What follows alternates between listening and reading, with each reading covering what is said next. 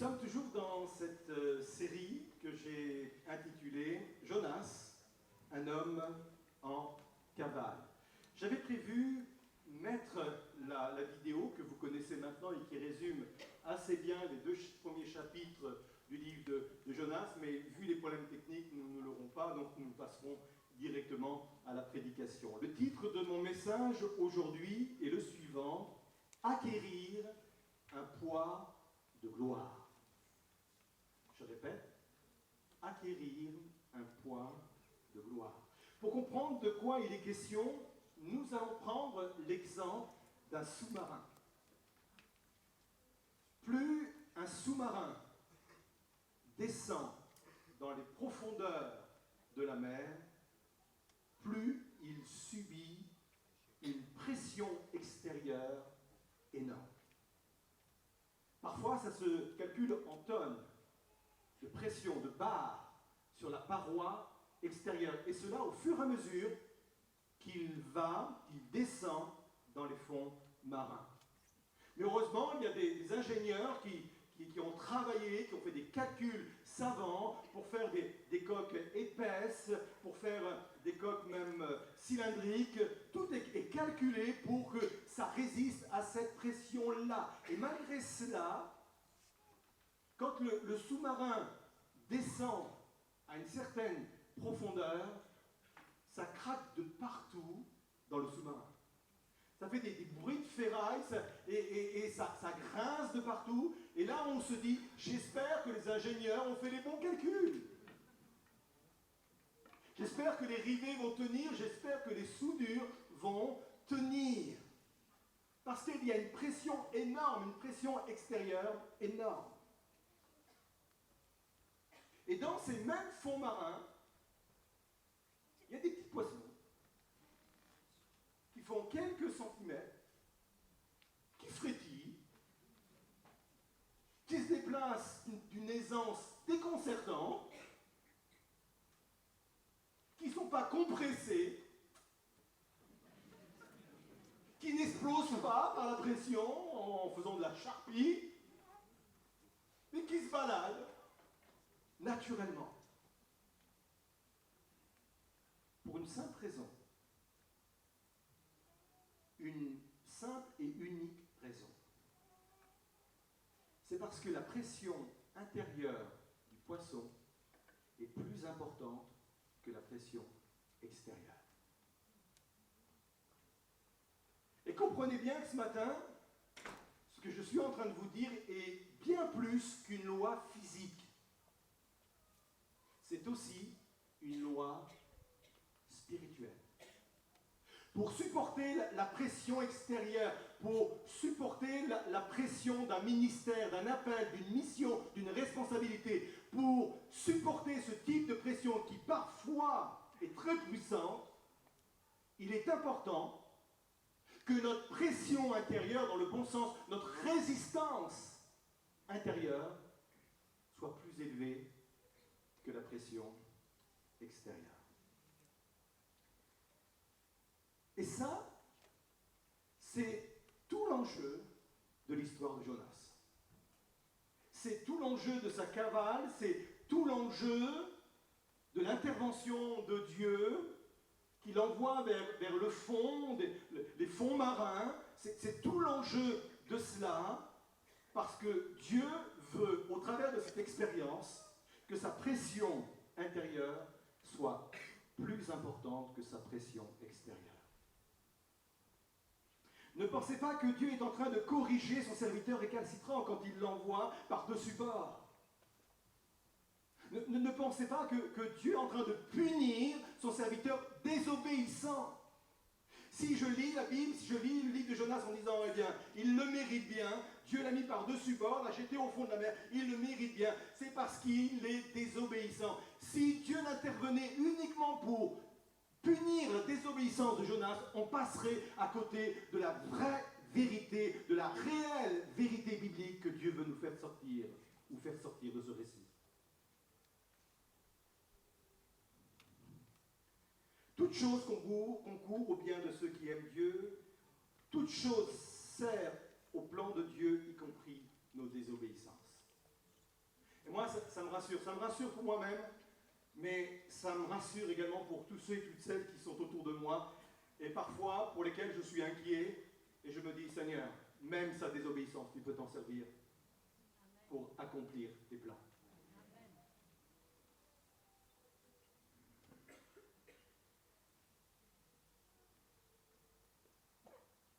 Votre préparation intérieure est toujours en rapport avec vos responsabilités futures.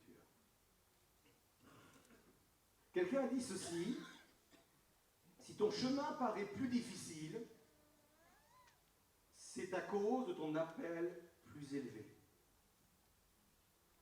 Peut-être que quelqu'un a besoin de cette parole pour être encouragé, pour être fortifié dans les temps dans lesquels il vit, au milieu desquels il vit. Peut-être que quelqu'un ne comprend pas pourquoi il se trouve dans cette situation. Il y a une pression énorme, il y a des difficultés énormes. Mais peut-être que si ton chemin est plus difficile, c'est à cause de ton appel plus élevé. Pour parler de cette pression intérieure, de cette résistance intérieure, la Bible utilise un autre mot que l'on emploie très rarement dans ce contexte-là. Il faut bien me suivre. Le mot que la Bible emploie pour parler de cette résistance intérieure, de cette pression intérieure qui nous aide à supporter la pression extérieure, c'est le mot gloire. D'où mon titre, acquérir un poids de gloire. Le mot hébreu dans l'Ancien Testament, c'est le mot kavod, et le mot grec dans le Nouveau Testament, c'est le mot doxa. Et très souvent, quand on donne la définition de la gloire, du mot gloire dans la parole de Dieu, on donne simplement la définition d'une façon partielle. On parle souvent de ce qui est visible, la gloire de Dieu, quelque chose de lumineux, quelque chose de puissant, quelque chose d'éclatant. Comme quelque chose de respectueux. Et on a, sans aucun doute, raison. Ça fait partie d'une partie de la définition du mot gloire.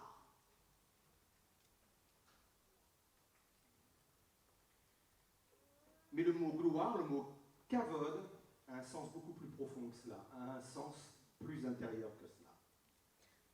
Il a aussi le sens de lourd, de pesant, de poids. Et donner du kavod, c'est donner du poids, de la densité à quelqu'un.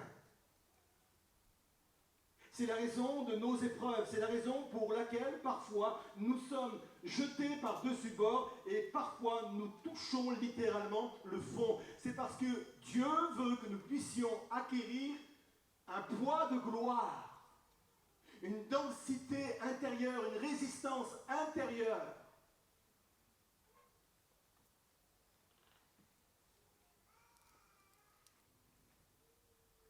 L'épreuve que Jonas va connaître se présente à lui sous la forme d'une mer agitée d'un énorme poisson, dans lequel il va rester enfermé 3 jours et 3 nuits. C'est une épreuve terrible, juste quelques versets, Jonas 2, verset 3. Dans ma détresse, je parle bien de détresse, j'ai invoqué, j'ai crié à l'Éternel. Verset 3 toujours, du sein du séjour des morts, j'ai crié. Il compare son épreuve à un séjour des morts. Plusieurs disent, ma vie est un enfer. Mes circonstances sont un enfer. Et c'est ce qu'il dit. Je suis allé dans le séjour des morts. Verset 7, je suis descendu jusqu'aux racines des montagnes. Bref, il dit, j'ai touché le fond. Et peut-être quelqu'un est capable ce matin d'avoir la même confession. Je suis en train de toucher le fond. Il dit, les barres de la terre m'enfermaient pour toujours. Par l'expression barre, il faut entendre verrou. À cette époque-là, on mettait des barres derrière les portes pour les verrouiller. Il dit, c'est comme si que la terre s'était renfermée sur moi-même et il y avait comme des verrous que je ne pouvais plus ouvrir. Je suis piégé au fond de la mer, je suis piégé au fond de mon épreuve, de ma difficulté. Et je ne peux pas m'en sortir parce qu'il y a un verrou puissant pour cela.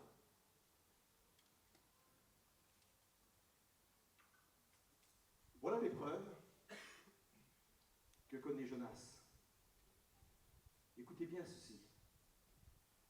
Le poisson que Dieu lui envoie n'est pas un poisson dévoreur, mais un poisson avaleur. On a tous peut-être en mémoire des images qu'on a pu voir à la télévision où il y a eu des attaques de requins. Et c'est violent, c'est puissant. Les personnes sont déchiquetées, perdent parfois un ou plusieurs membres, ou parfois perdent la vie carrément. Oui, il y a des poissons, oui, il y a des épreuves qui sont des poissons et des épreuves dévoreurs ou dévoreuses. Et quand Dieu nous envoie une épreuve, quand Dieu nous envoie un poisson, c'est un poisson avaleur.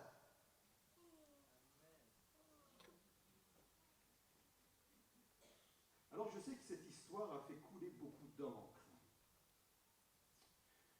Je lisais un article, et il y a une photo, je pense, qui va apparaître, où il disait « L'histoire de Jonas est difficile à avaler, même pour un gros poisson. »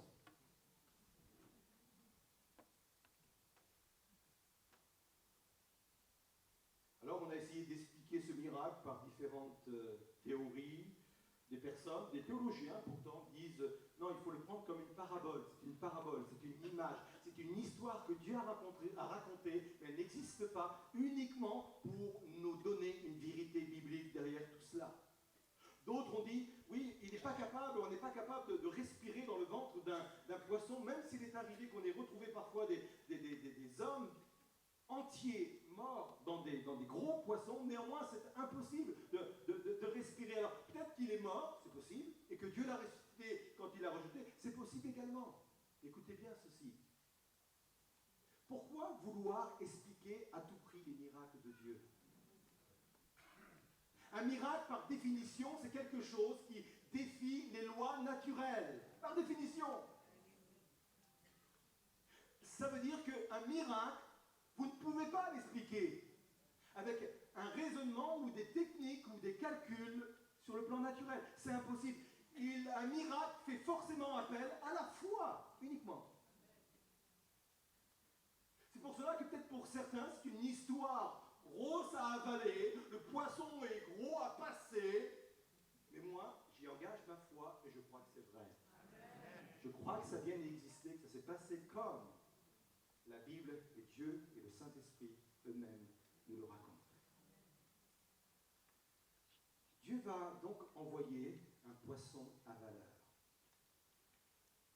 Son épreuve, son poisson, ne va pas devenir un tombeau, mais va devenir un refuge. Son épreuve, son poisson, n'est pas là pour le détruire, pour le déchiqueter, mais est là pour le construire ou le reconstruire. Et quand je comprends cela, il m'est facile de faire un parallèle et de dire ceci, que mes souffrances à moi, mes épreuves que Dieu permet, sont là pour permettre à ce que j'ai en moi ce kavod, ce poids de gloire nécessaire pour accomplir la volonté de Dieu. C'est une vérité spirituelle extrêmement importante, c'est une vérité biblique extrêmement importante. Et quand je comprends cette vérité-là, je lis certains textes avec un autre recul. C'est pour ça qu'on a besoin que Dieu vraiment ouvre notre intelligence, ouvre nos yeux spirituels pour pouvoir regarder certaines vérités autrement. Sinon, on va être simplement limité à certaines compréhensions. Quand je comprends que quand Dieu parle de gloire, il parle également de cette densité intérieure, de cette résistance intérieure, je lis certains textes et je les comprends autrement. J'en mets 2 sous vos yeux. 1 Pierre 1, verset 7. Afin que l'épreuve de votre foi, vous connaissez ce texte, hein, plus précieuse que l'or périssable, qui cependant est éprouvé par le feu, et pour résultat, la louange, le kavod, la gloire, le doxa, la gloire. Et pour résultat, une densité supérieure au-dedans de vous. Imaginez toujours ce petit poisson qui frétille dans les fonds marins marin, qui se déplace avec une aisance déconcertante dans les fonds marins. Il a je ne sais pas combien de mètres et de mètres d'eau ou de mètres cubes d'eau sur sa tête, mais il ne coule pas. Il a une aisance extraordinaire parce que son cavode intérieur, sa pression intérieure, sa gloire intérieure est beaucoup plus puissante que la pression extérieure. Et la Bible dit que l'épreuve de ma foi sert à ça, à augmenter mon kavod, mon doxa. Un autre verset, 2 Corinthiens chapitre 4, verset 17. Car nos légères afflictions du moment présent produisent pour nous, au-delà de toute mesure, et je suis sûr que là vous allez enfin comprendre ce texte, un poids éternel de gloire. Et là, c'est pas mal traduit, parce qu'on a cette notion de quelque chose de lourd, d'un poids, quelque chose de pesant, qui vient se mettre en nous, qui vient nous affermir, qui vient nous construire, qui vient mettre en nous une certaine épaisseur, une certaine densité. Et même dans notre vocabulaire français, on intègre cela. Parfois on dit qu'il ne va pas faire le poids, lui. On n'est pas en train de parler de ses kilos, on est d'accord avec ça, hein? Quand on dit à quelqu'un c'est une personne de poids, on n'est pas en train de le prenez pas mal, on ne parle pas de vos kilos. Quand on dit à quelqu'un c'est une personne de poids, c'est qu'il y en a à l'intérieur. Il y a de la densité, il y a de l'épaisseur, il y a une pression, mais une bonne pression, une pression salutaire qui fait qu'on peut résister à la pression extérieure. Et c'est de cela dont il est question dans 2 Corinthiens 4, 17. Je veux vous le relire parce que c'est important. Car nos légères afflictions du moment, et ça parle à quelqu'un ce matin, produisent pour nous, au-delà de toute mesure, un poids éternel de gloire. Amen. Ah, je me serais attendu que vous vous leviez. Amen. Non, ne désespère pas. Tout ce qu'on veut n'est pas sur Internet ce matin.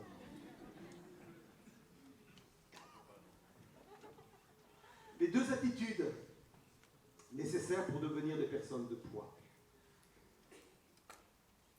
La patience et la mort à soi-même.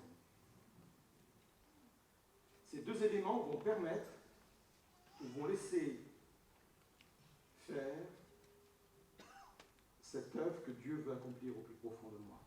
La patience et la mort à soi-même. Jacques 1, verset 3. Sachant que l'épreuve de votre foi produit la patience.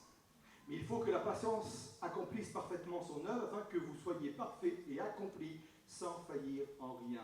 Et le mot patience ici, c'est pas j'attends. C'est pas quelqu'un qui attend.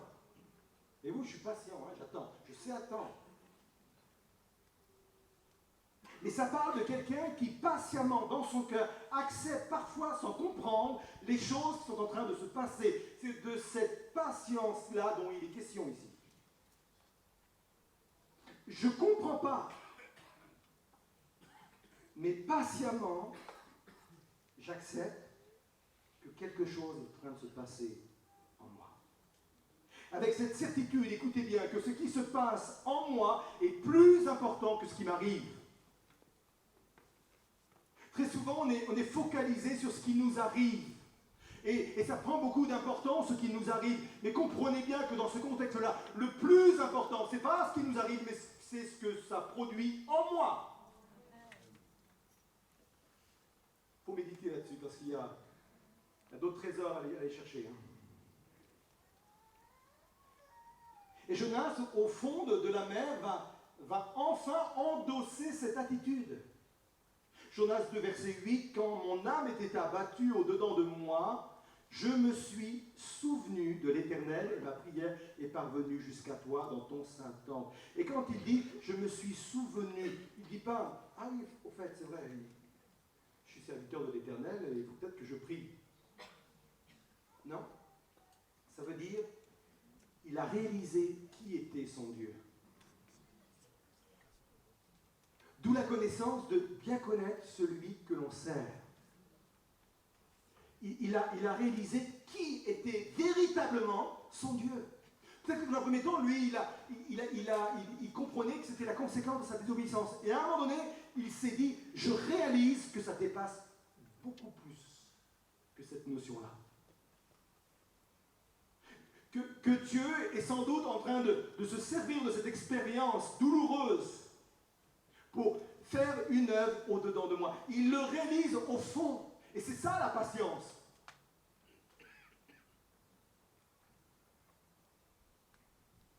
Il aurait pu se débattre, il aurait pu se révolter, il aurait pu crier à l'injustice, mais dans le ventre du poisson, il réalise, oui, je sais, je connais, je réalise le Dieu que je sers. C'est pas pour rien que je suis dans cet état-là.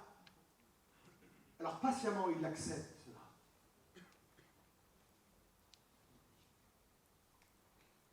La deuxième attitude nécessaire pour devenir des personnes de poids, c'est donc la mort à soi-même. Et la mort à soi-même, c'est capituler devant la volonté de Dieu. J'ai lu un livre, j'ai lu beaucoup de livres sur Jonas pour préparer cette série. Il y a un livre qui s'intitulait Bras de fer avec l'Éternel. Parce que c'est ça, il y a un bras de fer entre le prophète et son Dieu. Mais vous savez quoi? À chaque fois qu'il y a un bras de fer entre nous et Dieu, c'est toujours Dieu qui gagne. Et à un moment donné, il capitule, quoi. C'est la mort à lui-même. Quand je ne mets pas en avant mon ego, ma pensée, ma volonté, ma décision, mes décisions, et que je m'efface devant la volonté et les décisions de Dieu, c'est ça la mort à soi-même. Vous êtes toujours là? Et encore une fois, en ayant cette connaissance-là, je vais lire des versets, je vais les comprendre autrement. Jean 12, verset 23. Jésus leur a répondu, l'heure est venue où le Fils de l'homme doit être glorifié. Et là, il faut le comprendre dans les deux sens. Glorifié, ça veut dire que, oui, quelque chose de merveilleux, de glorieux, de puissant, de visible va se passer. Mais il parle également d'une œuvre intérieure qui va se produire en lui. Et c'est dans cette vision-là qu'il faut comprendre aussi le mot gloire, glorifié. Et pour qu'il puisse être glorifié, verset 24, en vérité, je vous le dis, si le grain de blé qui est tombé en terre ne meurt, il reste seul, mais s'il meurt, il porte beaucoup de fruits. Il parle de sa mort. Il dit, pour que je puisse être glorifié un jour, il faut que je meure. Sinon, je vais rester seul. Sinon, je ne vais pas éclater de gloire. Sinon, cette gloire intérieure, cette pression intérieure, cette densité intérieure, je ne l'aurai jamais. Jésus, aujourd'hui, est assis à la droite de son Père et il règne, pas simplement extérieurement, mais il règne parce qu'en lui, il y a une puissance extraordinaire. C'est le poids de la gloire.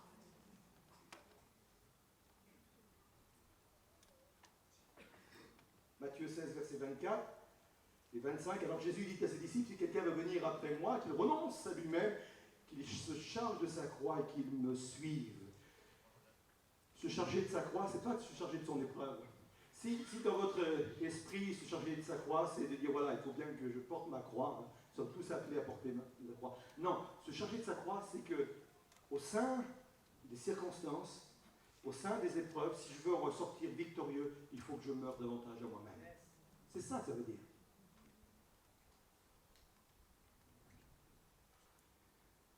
Et c'est ce que Jonas va faire encore une fois. Jonas 2, versets 9 à 10. Pour moi, je t'offrirai des sacrifices, il est dans le ventre de son poisson, là, hein, avec un cri d'action de grâce. J'accomplirai les vœux que j'ai faits, le salut vient de l'Éternel, l'Éternel parla au poisson, le poisson vomit Jonas sur la terre. J'accomplirai les vœux que j'ai faits. Qu'est-ce que ça veut dire? Ça veut dire que pendant un temps, Jonas a accompli parfaitement le plan de Dieu. Et d'ailleurs, il y a des exemples dans la parole de Dieu, notamment dans le deuxième livre des rois, où on voit le roi Jéroboam confier une mission importante à Jonas, notamment de rétablir les limites du pays d'Israël, les limites originelles du pays d'Israël. Donc, c'est quelqu'un quand même qui savait écouter Dieu. Des fois, j'ai lu sur Jonas des choses qui ne sont pas très bien. Jonas, un gars qui ne comprend rien. Il comprenait plus de choses que vous et que moi. Quelqu'un qui était vraiment à l'écoute de la volonté de Dieu. Mais là, dans cette affaire, il veut mettre en avant ce qu'il pense. Il veut mettre en avant ce qu'il est. Il veut mettre en avant sa compréhension, sa volonté. Et là, il revient à l'origine. Et c'est comme cela qu'il faut comprendre. J'accomplirai les vœux que j'ai faits. Et les vœux, en devenant prophète, c'est de dire, Seigneur, je serai toujours ta bouche. Je parlerai toujours de ta part. Un prophète, pour être prophète, il fallait qu'il fasse des vœux. Et les vœux d'un prophète, c'est de dire, Seigneur, je suis l'homme que tu recherches pour faire ta volonté. Me voici pour faire ta volonté. Et au fond de la mer, dans le vent du poisson, il dit, je reviens à mes vœux. Je veux à nouveau mourir à moi-même. C'est ça qui est compliqué dans la vie chrétienne. C'est qu'on meurt à nous-mêmes, mais on sait aussi ressusciter. Hein? Et je peux vous dire, ce n'est pas un miracle.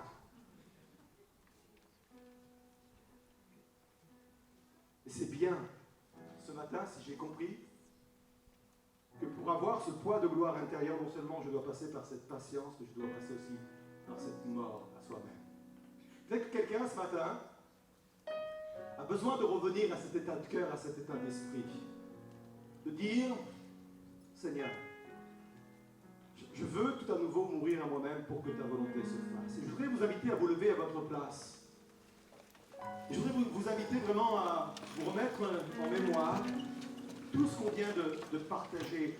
Vous pourrez réécouter le message sur Internet parce que il y a des choses que j'ai partagées avec vous, il y a des clés que je vous ai données qui méritent d'être approfondies, qui méritent d'être décortiquées. Et je crois que dans votre culte personnel, Dieu est capable de vous révéler encore des choses beaucoup plus grandes que celles qui ont été partagées ce matin.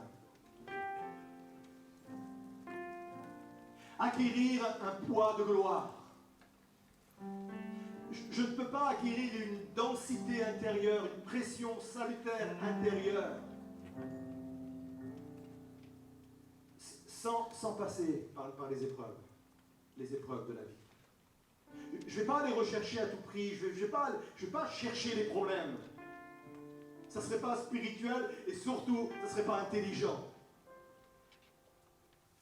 Et quand Dieu les permet, même si c'est la cause de mes désobéissances, Dieu veut tout de même se servir de cette épreuve-là pour que j'en ressors plus fort. Alors si, un peu comme Jonas, tu te retrouves au fond de la mer, dans le ventre d'un poisson, réalise ce matin que le poisson que Dieu t'a envoyé n'est pas un poisson pour te dévorer, mais c'est un poisson à valeur. Pour que pendant ce temps-là, il y ait tout un travail intérieur qui se passe dans ta vie. Dieu veut faire de chacun d'entre nous, Dieu veut faire de vous, des hommes et des femmes, avec un poids éternel de gloire. Parce qu'il y a devant nous des échéances, parce qu'il y a devant nous des rendez-vous, parce qu'il y a des défis. Notre 21e siècle nous appelle à relever de grands défis. Mais ces grands défis ne peuvent être relevés que par des personnes qui ont su aller chercher ce poids de gloire. Qui ont laissé Dieu intervenir dans leur vie, qui ont rendu utiles les circonstances, les événements, les épreuves par lesquelles ils sont passés.